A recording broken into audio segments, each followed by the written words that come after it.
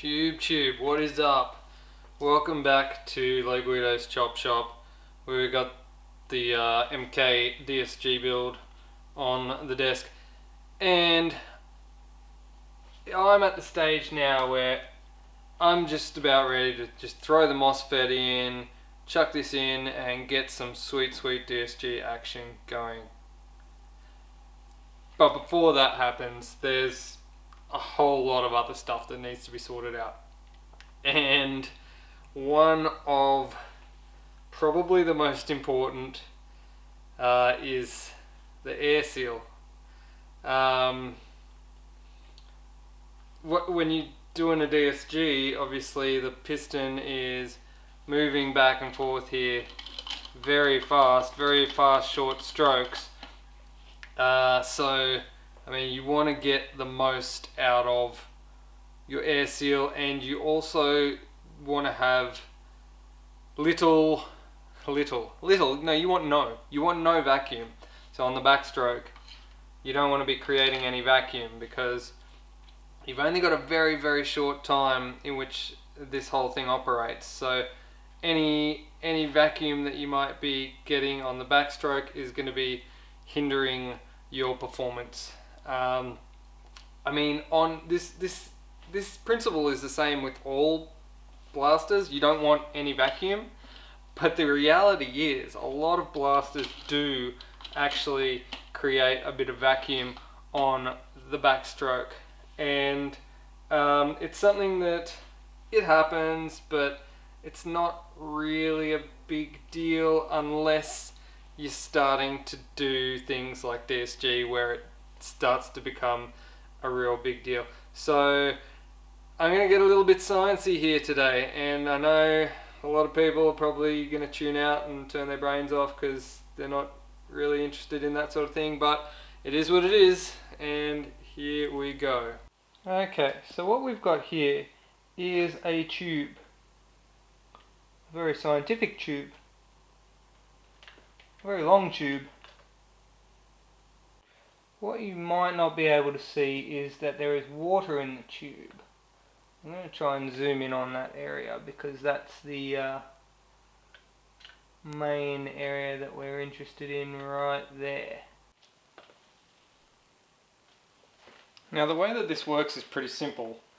When the pressure here and the pressure here is equal, the water that's in this tube will sit here, equal. If pressure is applied here, positive pressure, then the water will climb up this ruler here. If a vacuum is applied here, then the water will drop down. And I'll demonstrate this with a cylinder here, and I've just got a standard, this is a vector plunger, doesn't really matter, it's just one that I found. If I apply pressure, and you can see my movement here moves the water. So if I draw this back, you can see I applied a vacuum there. If I apply pressure here by pushing it forward, you can see I put like 1.5 centimeters, 2 centimeters of positive pressure there. But when I draw it back, I'm getting about 1 centimeter of vacuum as well. So that's not really a good thing. Okay, so the standard plunger is a bit not so great. Let's try one of these upgraded plungers. In this case, it happens to be the one that I've modified for the DSG. Stick it in there. Whoa! I think I might have to zoom out so you can see that. You can see up there the water all the way up to the top of that ruler, even a little bit beyond, then it sort of slowly drops off and equalizes on the backstroke. Now let's just allow that to equalize. Let's see what happens when I draw it back. Aha! I don't know if you could see that. Maybe I have to zoom right back in on that again. Alright, so putting the plunger in, I'm just going to push it in, allow that to equalise, and then I'm going to draw it back. You can see I created some vacuum there. Now, let's change it up. Alright, so what I've done now is I've chucked a green O-ring on this piston. And now what I'm going to do, same test. Whoa, see that? That went way up high. That went beyond the 30 centimeters of this ruler.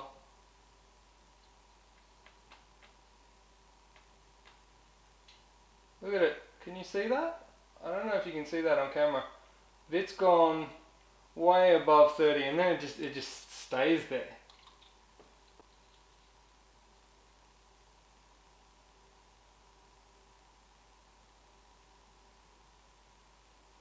Look at that.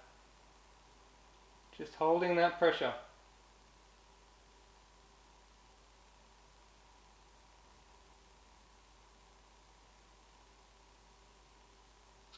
Alright, now let's see. Oh well, good, it's got good positive pressure. What's going to happen when I draw it back? Alright, we still get negative, we're still getting some vacuum there. So it's a lot less. It's still only half a centimeter of vacuum, but it's still vacuum nonetheless. So we want to try and get zero vacuum ideally. Okay, I've got a couple of Alfred's brown O-rings now. Everyone's always talked about how good these O-rings are, but never before have I had a chance to actually scientifically prove that they are or are not better than other O-rings. So here we go. I've focused in on the 30 centimeter area. I've also added another ruler here. You may notice there's a little overlap here. That's because this ruler doesn't end exactly on 30, it ends on about 34. So anyway, here we go. Let's see how Alfred's brown O-ring. I've got two types here that he's given me. So I'll start with this type. I don't know which one's which, so I'll just start with this one. This one's sort of like it looks like a more shiny surface. So here we go.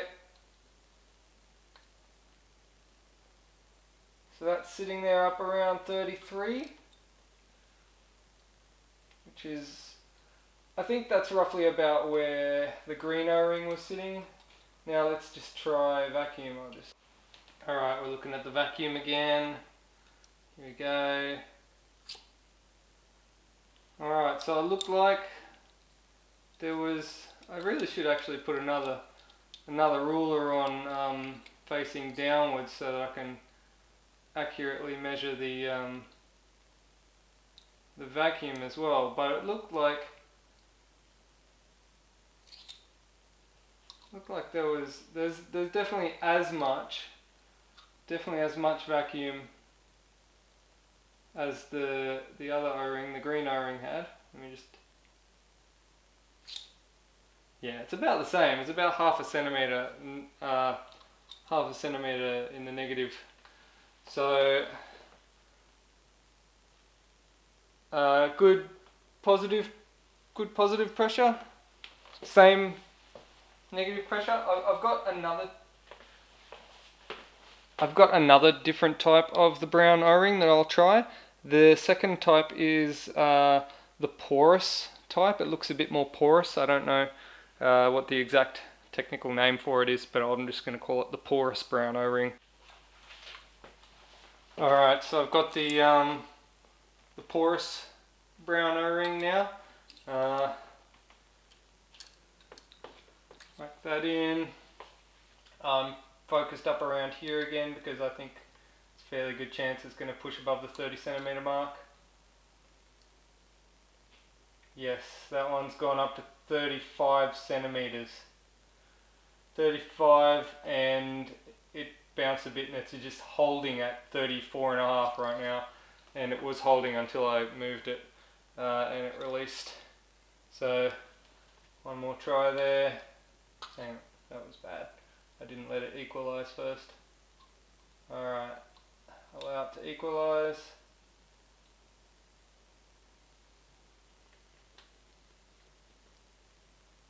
Yeah, 34, 34.5, 35, I even peaked at about 35. So, a centimetre more pressure. Now let's allow that to equalise, and I'll draw a vacuum.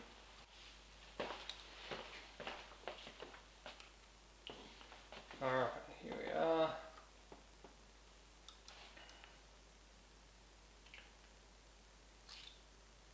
And again, it looks like about half a centimetre of vacuum.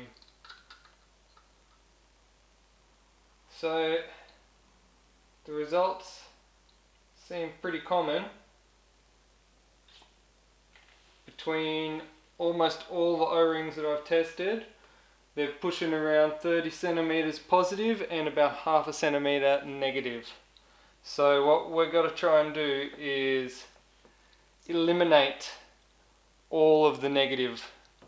Okay, so I've come back to my standard Vector Gen 8 style piston again, but I've whacked the green O-ring on it, and now I'm gonna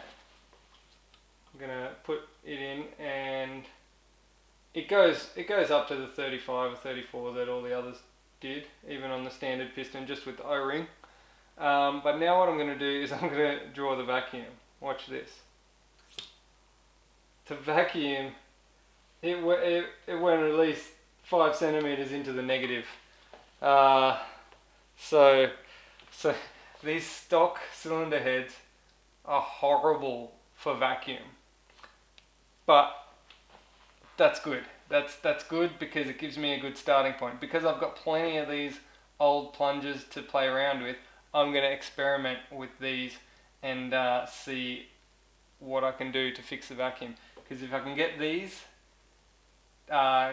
with terrible vacuum to work, then I'll be able to get the good piston heads to work for sure, easier.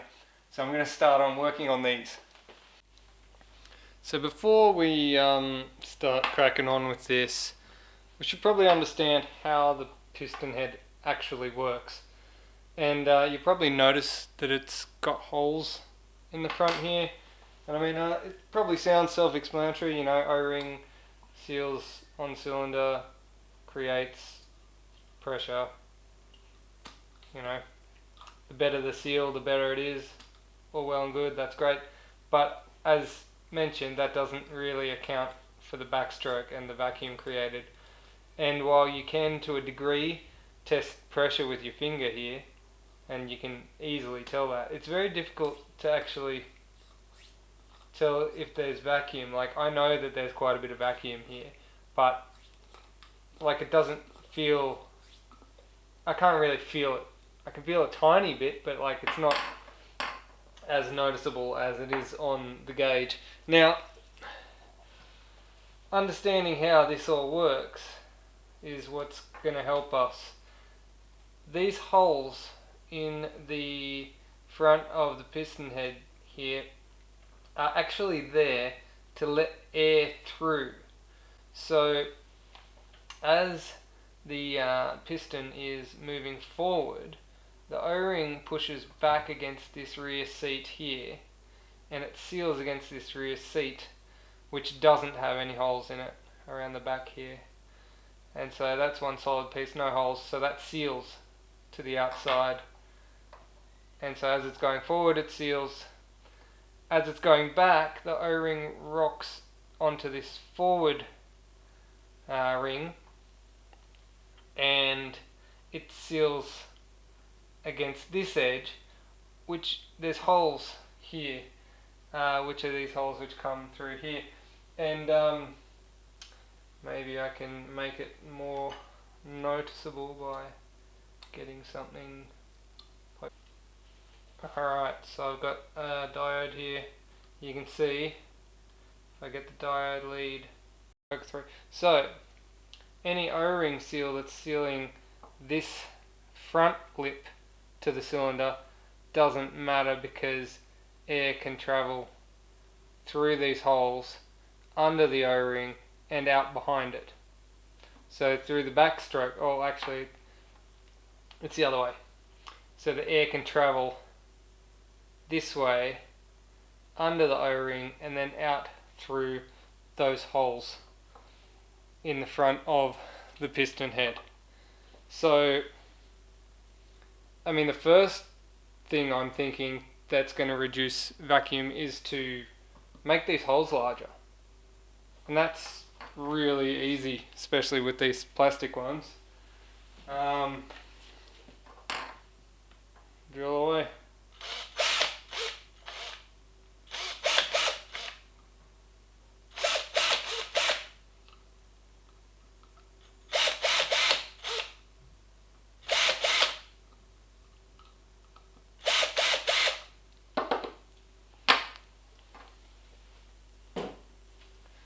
Alright, so as you can see there, the holes are now substantially larger than they were.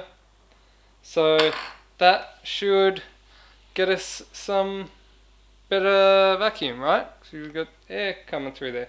Let's test it. Okay, so back on my thing, I got the modified drilled cylinder head here. You can see there's the water level. I draw it back and look like we dropped down to about here. I think that's an improvement, but it's not great still. Yeah, so about here. I think we were further down than that before. I think we got down, I think we were about 5 centimeters down or something before. So it's an improvement, but it's not there yet. Still got a lot of work to go.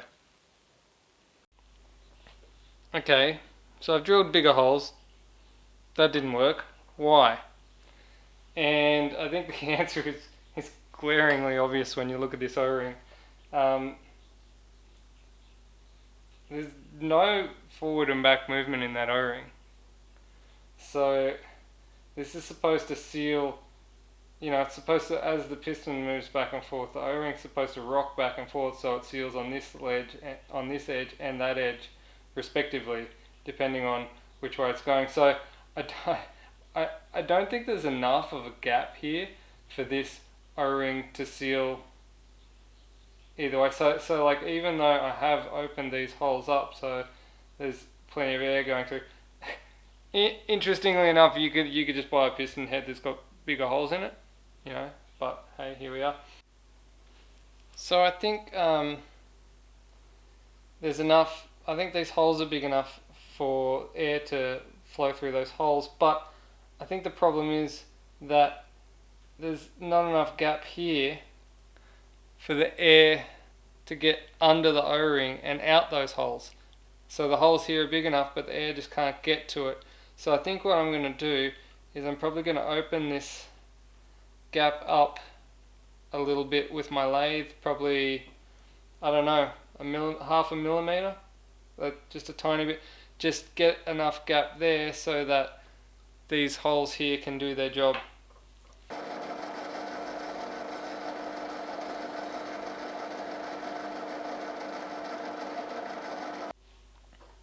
Okay, so here we are.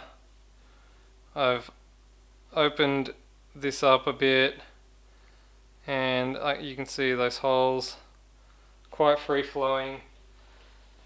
The O-ring, you can see, has got plenty of room to rock back and forth. Like, it's not much, but it's more than was there, and I think that's going to make quite a bit of difference. Remember that this thing was pulling like I think close to 5 centimeters negative vacuum pressure. So let's go back to the the test rig and check what we got. Okay, so I've got the modified cylinder head, big air holes, plenty of movement on the O-ring. Let's put it in and see what we get. Remember, this is this is the one that was terrible. It had like, I don't know, -5 centimeters or something of vacuum. Well, negative vacuum it is. Anyway, let's see. Oh wow, that was beautiful. Still got plenty of positive pressure on the in-stroke. Backstroke. Oh, looks like it moved like ever so slightly, but barely anything. And it's still getting like 35 centimeters of positive. That's beautiful. Just so you can see, there's no weird stuff going on here. Good positive pressure and hardly any negative, hardly any vacuum. See what happens if I pull it really, really quick. Just wait for it to settle. Tiny, like 1 millimeter of movement I think I saw in that water. Well, that's proof of concept. That's a good sign. If I can get something that was so bad in the vacuum, like it was down here somewhere. So if I can get something that's so bad to have almost no vacuum, then if I start with something that's already good to begin with, I'm sure we can work with it and make it so that there's no vacuum or next to no vacuum. That's good, I like it. Alright, now that we've learnt a bit about air seal and vacuum and getting the most airflow past the O-ring on the backstroke that we can take what we've learnt here and apply it to this piston here. I'm probably going to do that off camera. I'm going to call it a night for tonight. This isn't strictly a DSG thing. Like, vacuum affects all gel blasters. If you're sick of cleaning like smooshed up gel out of the head of your cylinder or even in the front corner of your gearbox there, yeah, it's worth doing. It's worth getting as much air on the past the O-ring on the backstroke as you can, because this is something that you probably don't hear much about this, because most of the sort of tutorial videos that are out there are aimed towards airsoft, so they don't have the worry of vacuum sucking a gel back into their cylinder, because they use a different type of media. It doesn't get sucked back into the cylinder because it's hard and won't go through there, but gel will break and it will get sucked back through. So vacuum is a big thing for us, and it's not really as much of a big thing for airsoft. So that's probably why you don't hear a lot about it out on the tutorial videos and whatnot. Anyway, I'm going to call it a night.